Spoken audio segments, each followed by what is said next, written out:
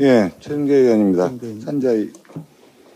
예, 오늘 코로나19 4단계 방역 조치가 6주째 진행됐지만 또 2주가 연장됐습니다. 식당, 카페 영업 시간은 밤 10시에서 9시로 단축되면서 오히려 더 강화됐습니다. 정부의 방역 효과가 의무시 되는 상황에서 유독 자영업자, 소상공인들이 더 힘들어지고 있습니다. 정부와 민주당이 손실보상 소급 적용 대신에 두텁고 폭넓게 신속 집행을 하겠다는 5차 지원 희망 회복 자금이 지난 17일부터 지급되고 있는데 신속 지급 대상이 4차 지원금 버팀목 자금 플러스를 지원받은 소상공인으로 국한하는 바람에 4차 지원금을 받지 못하는 소상공인 자영업자들이 이번 신속 지급 대상에서 제외됐습니다.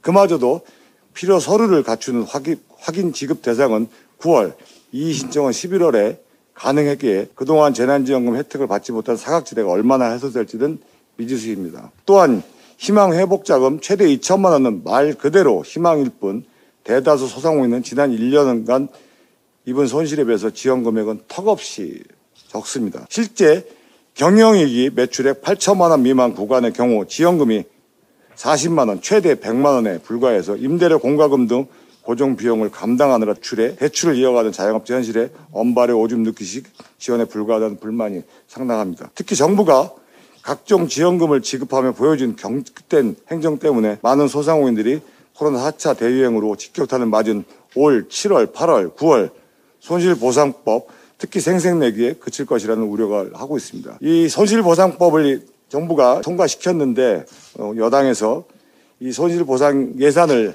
추계를 얼마 안 했습니다. 180만 개의 대상인데 기껏해야 40만 원, 30만 원밖에 안 됐던 이유가 드러났습니다. 중기부에서 3인 이상 모임 금지로 손실이 한정하였을 경우 손실보상 산정 시 고려 가능하다는 답변을 계속하고 있습니다. 한마디로 손실보상을 안 하겠다는 얘기입니다. 정작 문제 민주당이 강행 처리한 법안 내용 중 일부 자구가 100% 손실보상 원칙이라는 법 개정 취지를 훼손하고 있다는 것입니다. 첫째, 손실보상의 대상인 경영상 심각한 손실의 기준을 어떻게 할 것인지 여부로 정부는 전 국민이 겪은 코로나 피해 정도와 자영업자의 손실을 비교하여 심각한 손실을 입은 경우에만 보상하겠다는 것으로 온 국민이 겪은 피해와 소상공인들의 손실을 어떻게 객관적으로 정량하여 심각한 정도를 비교해 보상을 하겠다는 것인지 분명한 대답을 못하고 있고, 둘째, 소상공인의 부담을 완화하기 위한 손실보상이란 내용 역시 100%로 손실보상이란 애초에 보상 취지를 왜곡하고 있으며 객관적 기준과 원칙 대신에